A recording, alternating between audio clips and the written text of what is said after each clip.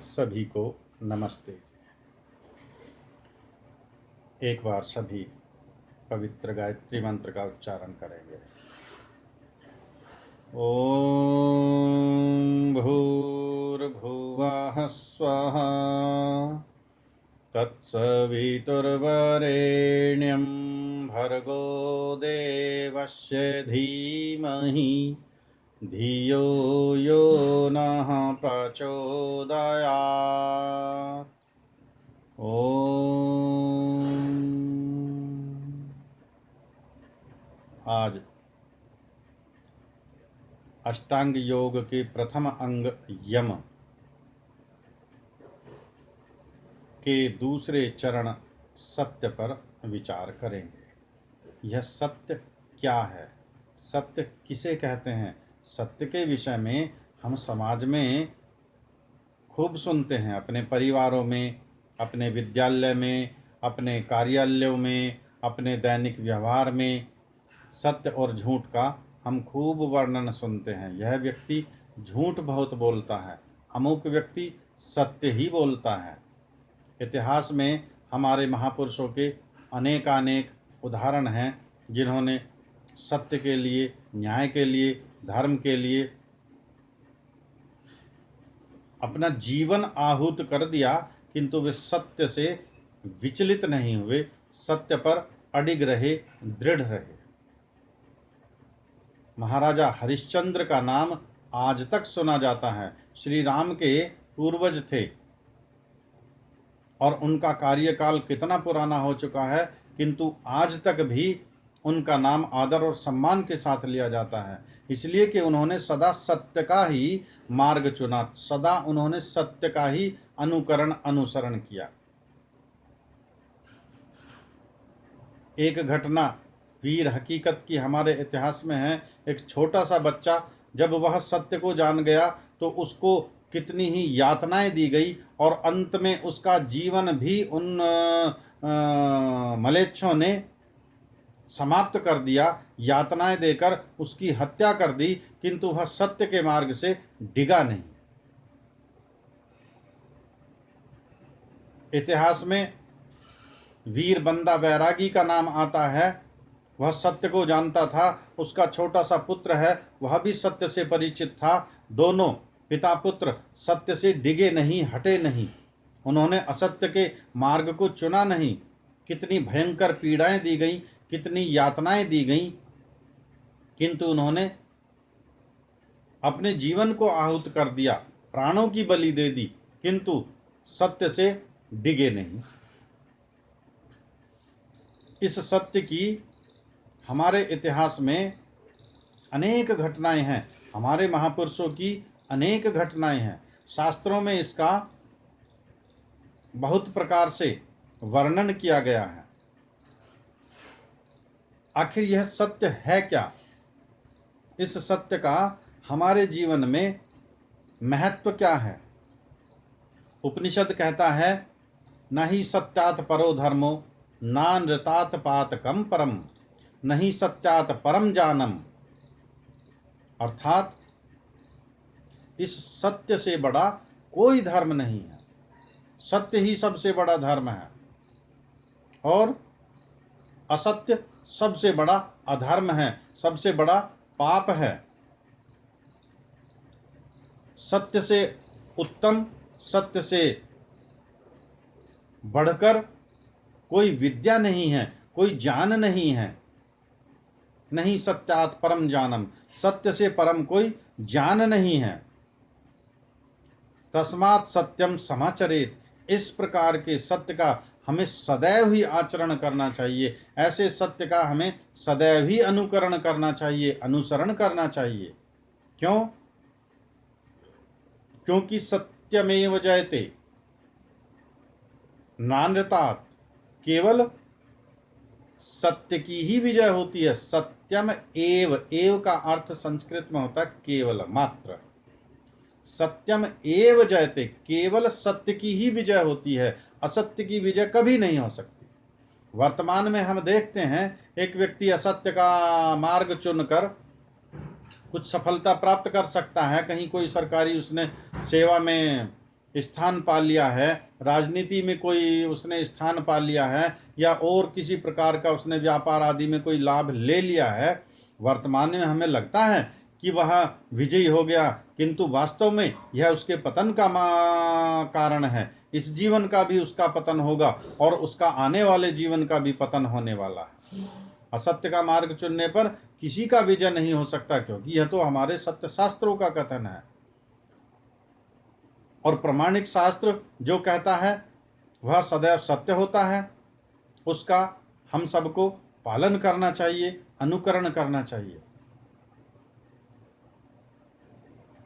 इस समाज में, इस संसार में जब तक सत्य प्रतिष्ठित है तभी तक यह संसार चल रहा है। जब संसार से सत्य लुप्त हो जाएगा तो यह संसार स्थिर नहीं रहेगा, डगमगा जाएगा, फिर प्रलय हो जाएगी, समाप्त हो जाएगा। क्योंकि यह भी शास्त्र का कथन है, वेद कहता है, वेद का कथन है कि पृथ्वीम धर्मणः धृताम, यह भूमि धर्म से ही टिकी हुई है। अर्थात यह जो संसार का व्यवहार चल रहा है यह धर्म के आधार से ही चल रहा है। भले ही अधर्म का आचरण बढ़ रहा है, लेकिन जो उपनिषद कह रहा है नहीं सत्यात परो धर्मो, सत्य से बड़ा कोई धर्म नहीं है, उसी अर्थ को यह अथर्ववेद का मंत्र कह रहा है कि यह भूमि धर्म से ही टिकी हुई है। उपनिषद में स्पष्ट बता दिया है कि सत्य ही सबसे बड़ा धर्म है। तो वेद उसी का पुष्टि कर रहा है कि हाँ, यह भूमि अर्थात यह विश्व धर्म के आधार से ही टिका हुआ है। जिस दिन यहाँ से धर्म समाप्त हो जाएगा तो यह पृथ्वी समाप्त हो जाएगी। अर्थात सत्य के बिना, धर्म के बिना किसी का कोई व्यवहार नहीं चल सकता। आज के समाज में, आज के वातावरण में, आज के व्यवहार में असत्य का आचरण बढ़ा है, इसमें कोई संदेह नहीं है। किंतु फिर भी विद्वानों के मार्गदर्शन से, उनके परिश्रम पुरुषार्थ से, उनकी तपस्या से, उनकी विद्या के प्रचार प्रसार से हम देखते हैं और जानते हैं कि अभी भी सत्य इस संसार में स्थिर है और उसी सत्य से यह संसार चल भी पा रहा है। इस संसार की जितनी भी व्यवस्थाएं चल रही हैं ये उसी सत्य से चल रही हैं। ऋग्वेद का मंत्र भी इसी सत्य की पुष्टि करता है। मंत्र कहता है सत्येनोत्भिता भूमि, अर्थात यह भूमि सत्य से ही थमी हुई है, सत्य से ही टिकी हुई है। अथर्ववेद का मंत्र कह रहा है कि भूमि धर्म के आधार से टिकी हुई है। ऋग्वेद का मंत्र कहता है कि भूमि सत्य से थमी हुई है। प्रत्यक्ष में देखने में लगता है कि दो बातें दिखाई दे रही हैं। अथर्ववेद धर्म को बता रहा है और ऋग्वेद सत्य को बता रहा है, किंतु उपनिषद ने स्पष्ट कर दिया है पूर्व में ही कि नहीं सत्यात परो धर्मो, सत्य से बड़ा कोई धर्म नहीं होता। अर्थात सत्य ही सबसे बड़ा धर्म है, अर्थात धर्म ही सत्य है। सत्य और धर्म दो वस्तुएं नहीं हैं, एक ही वस्तु है। धर्म ही सत्य है, सत्य ही धर्म है। तो हम धर्म का आचरण करते हैं, हम सत्य का आचरण करते हैं, एक ही बात है। दोनों वेदों के मंत्रों की व्याख्या को शतपथ ब्राह्मण में स्पष्ट किया गया है कि जो धर्म का आचरण है वही सत्य का मार्ग है, जो सत्य का मार्ग है वही धर्म का मार्ग है। इसीलिए जब कोई व्यक्ति सत्य का वर्णन करता है, जब कोई व्यक्ति सत्य कथन कहता है, तब हम कहते हैं हाँ यह धर्म की बात कर रहा है, हाँ यह धर्म संगत बोल रहा है।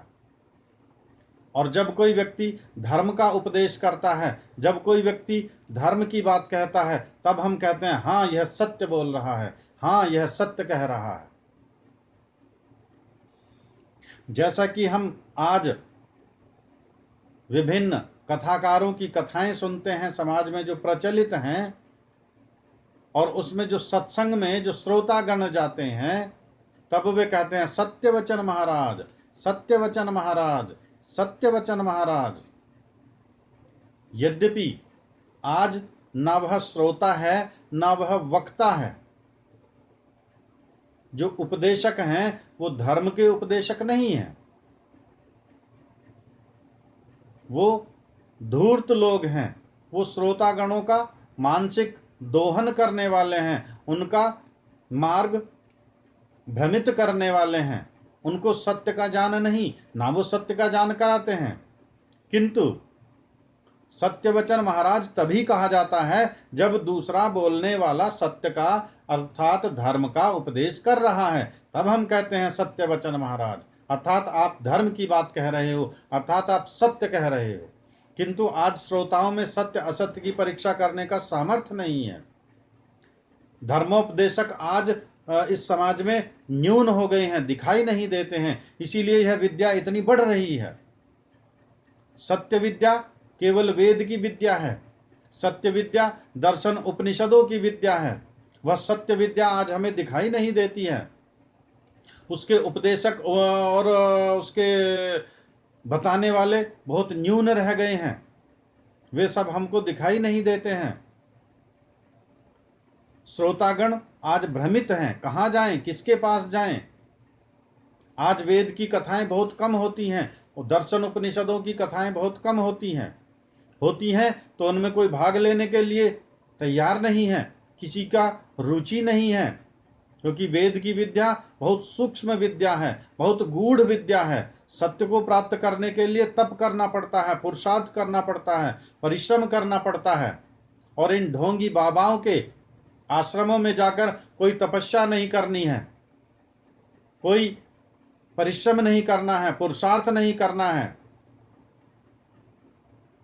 मद्यपान भी करो, धूम्रपान भी करो, मांस भक्षण भी करो और जाओ बाबा जी के सत्संग में, कोई नहीं रोक रहा। किंतु इस विद्या को प्राप्त करने के लिए, ईश्वर के मार्ग पर चलने के लिए तो तप करना पड़ेगा, तपस्या करनी पड़ेगी, संघर्ष करना पड़ेगा, पुरुषार्थ करना पड़ेगा, तब इस सत्य की प्राप्ति हो सकती है। फिर सत्य की प्राप्ति कहाँ से करें, किस प्रकार करें, कैसे करें, कहाँ से जाने सत्य को, कौन है सत्य को बताने वाला? तो सत्य को बताने वाला वेद है। सत्य का मार्ग वेद बताता है, दर्शन उपनिषद बताते हैं। केनोपनिषद के चौथे पाद के 8वें सूत्र में इसका स्पष्ट मार्गदर्शन मिलता है। केनोपनिषद का ऋषि कहता है, वेदः सर्वांगाणि सत्यमायतनम। वेदः अर्थात चारों वेद, ऋग्वेद, यजुर्वेद, सामवेद, अथर्ववेद, और अंगः सर्वाणि, जो वेदों के अंग और उपांग हैं। वेदों के 6 अंग और 6 उपांग कहे जाते हैं। शिक्षा, व्याकरण, निरुक्त, छंद, ज्योतिष, निरुक्त, ये 6 वेदों के अंग कहलाते हैं। ये सब सत्य के आयतन अर्थात निवास हैं। यहाँ से हमें सत्य की प्राप्ति हो सकती है। हम वेदों का अध्ययन करें, हम उसके अंगों का अध्ययन करें, शिक्षा को जाने, व्याकरण को जाने, छंदों को जाने, निरुक्त को जाने, ज्योतिष शास्त्रों को पढ़ें, तभी तो हम सत्य को जानेंगे। और उसके उपांग, जो कल 6 दर्शनों की हमने चर्चा की थी कल के वीडियो में, मीमांसा दर्शन, न्याय दर्शन, सांख्य दर्शन, वैशेषिक दर्शन, योग दर्शन, वेदांत दर्शन, ये 6 दर्शन शास्त्र हैं। इन दर्शन शास्त्रों का अध्ययन करें, वेदों के अंगों का अध्ययन करें, वेदों का अध्ययन करें, उपनिषदों का अध्ययन करें, विद्वानों का संग सत्संग करें, वैदिक विद्वानों का सत्संग करें, जो दर्शनों के जाता है, जो उपनिषदों के जाता है। हम उन विद्वानों का संग करें तो वहाँ से हमें सत्य की प्राप्ति हो सकती है। हम भागवत की कथाओं में जाते हैं, हम शिव पुराण की कथाओं में उलझे हैं, हम गरुड़ पुराण की कथाओं में उलझे हैं। पुराणों से हमें सत्य की प्राप्ति नहीं हो सकती। पुराणों में इतना सा सत्य है और इतना बड़ा असत्य मिलेगा। बुद्धि भ्रमित हो जाएगी, व्यक्ति चकरा जाएगा, कोई सत्य हाथ नहीं आने वाला। यदि हमें सत्य का ग्रहण करना है तो हमें वेदों का अध्ययन करना होगा, दर्शनों का अध्ययन करना होगा, उपनिषदों का अध्ययन करना होगा। वैदिक विद्वान जो इन शास्त्रों के जाता हैं उनका संग करना होगा, उनके चरणों में बैठकर उसको विद्या को प्राप्त करना होगा, तब हमें सत्य की प्राप्ति हो सकती है। इस सत्य पर हमने इतना इतना विचार किया। इस सत्य की प्राप्ति यहाँ से होगी, वेदों से होगी, दर्शनों से होगी, उपनिषदों से होगी। सत्य सबसे बड़ा धर्म है, सत्य से भूमि टिकी हुई है, सत्य की ही विजय होती है। आखिर यह सत्य है क्या? इस सत्य को जाने कैसे? इस सत्य की पहचान क्या है? इस सत्य को जानने का हमारे पास साधन क्या है? जो समाज में हम जो भी देखते हैं, पढ़ते हैं, सुनते हैं, उसका हमारे पास कसौटी क्या कि उसका हम सत्य असत्य का निर्णय किस प्रकार करें? ऋषि दयानंद सरस्वती सत्यार्थ प्रकाश की भूमिका में लिखते हैं, जो पदार्थ जैसा है उसको वैसा ही कहना, लिखना और मानना सत्य कहलाता है। अर्थात जो पदार्थ जैसा है उसमें अपने तरफ से हमें कुछ नहीं जोड़ना है, कुछ नहीं मिलाना है। जो जैसा है उसका वैसा ही जानना, वैसा ही मानना, वैसा ही लिखना, वैसा ही दूसरे को बता देना, यही सत्य कहलाता है। लेकिन उस पदार्थ के वास्तविक स्वरूप को हम जाने कैसे कि ये पदार्थ है क्या? पदार्थ तो कुछ और है, मान हम कुछ और रहे हैं। पत्थर की एक प्रतिमा है, हमने तो ईश्वर मान लिया है। पत्थर की एक पिंडी है, हमने तो उसको शिवलिंग मान लिया है, हम तो उसकी पूजा अर्चना कर रहे हैं। किंतु यह है, हमको देखना पड़ेगा, जानना पड़ेगा, उसकी परीक्षा करनी पड़ेगी, हाँ यह ईश्वर है अथवा नहीं। उसकी परीक्षा का हमारे पास में 3 मुख्य साधन हैं। यद्यपि ऋषि दयानंद सरस्वती अपने सत्यार्थ प्रकाश में प्रत्यक्ष आदि 8 प्रमाणों का वर्णन करते हैं, और उन 8 प्रमाणों को हम जान लें तो हम सत्य असत्य का निर्णय कर पाएंगे। किंतु इन 8 में से भी हम मुख्य 3 प्रमाणों को भी यदि समझ लेंगे तो उनसे भी हम सत्य असत्य का निर्णय कर ले जाएंगे। तो प्रथम होता है प्रत्यक्ष, जो हमारे आंखों के समक्ष है। प्रत्यक्ष कहते हैं जो हमारे आंखों के समक्ष है, अर्थात इन आंखों से हमको दिख रहा है प्रत्यक्ष में, अर्थात जो कानों से हमको सुनाई दे रहा है यह भी प्रत्यक्ष है। जो नासिका से हम गंध लेकर के जान रहे हैं यह भी प्रत्यक्ष है। किंतु जो चख करके हम देख रहे हैं वह भी प्रत्यक्ष है। जो स्पर्श से देख रहे हैं इंद्रियों के द्वारा, 5 ज्ञानेंद्रियों के द्वारा जो हम ग्रहण करते हैं वर्तमान में, यह प्रत्यक्ष है। किंतु इसमें किसी प्रकार का आवरण ना हो, पर्दा ना हो बीच में। यदि बीच में पर्दा आ गया, इस प्रकार का आंखों के सामने पर्दा आ गया, अब वो अपार का दिखाई नहीं दे रहा है कि दूसरी ओर क्या है। बीच में दीवार आ गई है तब दिखाई नहीं दे रहा है कि दूसरी ओर क्या है। अथवा अविद्या अज्ञानता का पर्दा बुद्धि के ऊपर आ गया है, मस्तिष्क के ऊपर आ गया है, तब भी हम सत्य असत्य का निर्णय नहीं कर पाते। तो इस प्रकार का अज्ञान का, अविद्या का प्रत्यक्ष में कोई अवरोध ना हो, तब हम सत्य असत्य का निर्णय कर पाते हैं। दूसरा अनुमान। अनुमान के द्वारा भी हम सत्य असत्य का निर्णय कर लेते हैं। जो वस्तु हमने पूर्व में देखी है, हमने हाथी देखा और एक रोज हम घूमते हुए अपने मित्रों के साथ जंगल की ओर चले गए। जंगल में बड़ी बड़ी झाड़ियां हैं, बहुत ऊंची ऊंची झाड़ियां हैं। अचानक वो झाड़ियां जोर जोर से हिली। हमने उधर चौंक कर देखा, ये झाड़ियां क्यों हिल रही हैं, क्या वस्तु है यहाँ पर। अचानक हाथी ने अपनी सूंड उठाई और वो छोटा सा, बस थोड़ा सा उसका सूंड इतना सा हमको चमका, तो तुरंत हमने अनुमान लगा दिया, अरे ये तो हाथी है। यदि अपने जीवन में कभी हाथी ना देखा हो किसी व्यक्ति ने, और इस प्रकार की घटना को देखकर और केवल सूंड को, इतनी सी सूंड को देख करके वह अनुमान नहीं लगा पाएगा कि यह सत्य है अथवा असत्य है, यह हाथी है अथवा अन्य कोई पशु है। तो इस अनुमान से हम सत्य असत्य का पता लगा सकते हैं। और तीसरा हमारा है शब्द। शब्द कहते हैं यहाँ पर हम वेद का ही नाम शब्द है, या वेदानुकूल जो ग्रंथ हैं उनको भी हम शब्द से लेते हैं।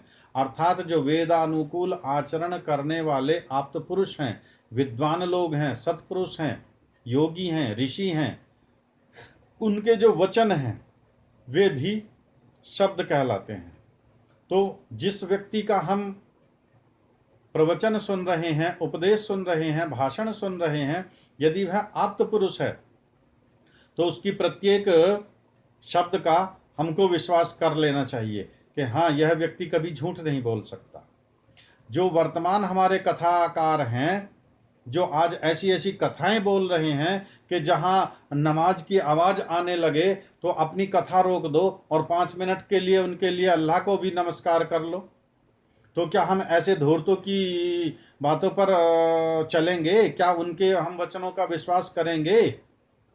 ये तो धूर्त लोग हैं, ये तो मूर्ख लोग हैं, ये तो ईश्वर और अल्लाह का अंतर भी नहीं जानते, और हमारा भी मार्ग वो जो है भ्रमित कर रहे हैं, हमें वो एक दूसरी दिशा में ले जा रहे हैं। इस प्रकार के व्यक्तियों की बात का कोई विश्वास नहीं करना है।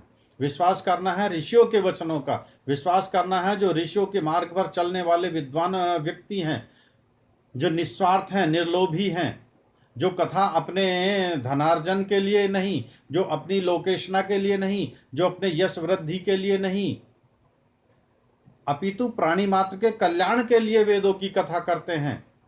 और वेदों की कथा अपितु उनको प्रवचन कहेंगे हम, वेदों की ज्ञान वर्षा कहेंगे हम। कथा तो कथाकार किसी भी प्रकार की बना लेते हैं ये धूर्त लोग। वेदों का तो ज्ञान है प्राणी मात्र के कल्याण के लिए, उपकार के लिए। ऐसे व्यक्तियों की हम बातों पर विश्वास कर सकते हैं, उससे हम सत्य असत्य का निर्णय लगा सकते हैं, क्योंकि इसी सत्य से हमारा मार्ग प्रशस्त होता है। इसी सत्य का पालन करते हुए हम उस ईश्वर की ओर बढ़ते हैं। जितना जितना हम सत्य का पालन करेंगे उतना उतना हम ईश्वर प्राप्ति की ओर बढ़ेंगे, क्योंकि शास्त्र भी कहता है सत्येन लभस्तपसः येष आत्मा। उस सत्य से ही वह आत्मा, कौन आत्मा? वह परमात्मा, वह ईश्वर केवल सत्य से ही प्राप्त हो सकता है। असत्य से कभी वह ईश्वर प्राप्त नहीं हो सकता। सत्य के मार्ग में यद्यपि बाधाएं आती हैं, कठिनताएं आती हैं, किंतु जब हम अपनी दृढ़ता ले आते हैं, जब अपना पुरुषार्थ करते हैं, जब हम तप करते हैं उस सत्य को ग्रहण करने के लिए, उस सत्य को अपने आचरण में लाने के लिए, तो फिर वेद हमारा मार्गदर्शन करता है। ईश्वर कहता है ऋतस्य पथः पथिक वेधा अपाई, ऋतस्य पथि वेधा अपाई, अर्थात सत्य के पथिक की वह ईश्वर रक्षा करता है। हम उस मार्ग पर आगे बढ़ने का प्रयत्न तो करेंगे। जब हम उस मार्ग पर बढ़ने का प्रयत्न करेंगे तो ईश्वर स्वयं हमको आत्मिक बल देगा, साहस देगा, बौद्धिक बल देगा, और हमारा अपने ज्ञान के द्वारा वह मार्गदर्शन करता रहेगा और हम सत्य पर बढ़ते रहेंगे। तब हम ईश्वर के सानिध्य को प्राप्त कर पाएंगे, तब हम इस सत्य को ग्रहण कर पाएंगे। तो पुनः आप सभी से यही प्रार्थना, यही निवेदन कि जो भी हम दृश्य देख रहे हैं, जो भी सुन रहे हैं, अभी हमारे जो रामायण महाभारत आदि धारावाहिक चल रहे हैं, इनमें असत्य की भरमार है, और हम अपनी बुद्धि पर पर्दा डाले हुए हैं अज्ञानता का। हम तर्कों के द्वारा विचार करें, हम प्रमाणों के द्वारा विचार करें, क्या इस प्रकार के कथन जो ये दिखा देते हैं रामायण महाभारत आदि में, क्या ये सब सत्य हैं? इनका कोई वेदानुकूल प्रमाण है? यदि प्रमाण नहीं है तो ऐसे सत्य को हम ग्रहण ना करें, ऐसे हम असत्य से बचें। तभी हम अपने जीवन को उन्नत कर पाएंगे, तभी हम अपने आत्मा को, अपनी मन को, अपनी बुद्धि को, अपनी आत्मा को पवित्र कर पाएंगे, निर्मल कर पाएंगे। हमारा मन समस्त प्रकार के कार्यों को करने वाला है, और इस मन को हम सत्य के द्वारा ही पवित्र करते हैं। महाराज मनु बड़ा सुंदर उदाहरण देते हैं, अद्भिर्गात्राणि शुद्ध्यन्ति मनः सत्येन शुद्ध्यति, विद्या तपोभ्याम भूतात्मा बुद्धिर्ज्ञानेन शुद्ध्यति। अर्थात यह मन हमारा सत्य से ही पवित्र होगा, सत्य से ही निर्मल होगा। जितना हम सत्य का आचरण करेंगे हमारा मन भी उतना पवित्र, उज्जवल और शुद्ध हो जाएगा, और फिर हमारा कार्य भी सत्कर्मों में लगने लगेगा। तब हम सत्य की ओर बढ़ चलेंगे। तो आइए हम सब यह प्रतिज्ञा करें, यह दृढ़ता लें अपने जीवन में कि हम अधिक से अधिक सत्य का आचरण करेंगे, अधिक से अधिक हम सत्य का पालन करेंगे, और प्रत्यक्ष आदि 8 प्रमाणों के द्वारा हम सत्य असत्य का निर्णय करके सत्य को ही ग्रहण करेंगे, उसी को धारण करेंगे, उसी का प्रचार प्रसार करेंगे। आप सभी ने इस वीडियो को ध्यानपूर्वक सुना, आप सभी का बहुत बहुत धन्यवाद। आप अपने मित्रगणों में, अपने संबंधियों में, अपने परिचितों में इस सत्य असत्य की परीक्षा को, इस सत्य के महत्व को प्रचारित करते रहिए, और आप भी पुण्य लाभ उठाते रहिए। आप सभी का बहुत बहुत धन्यवाद। सभी को नमस्ते जी।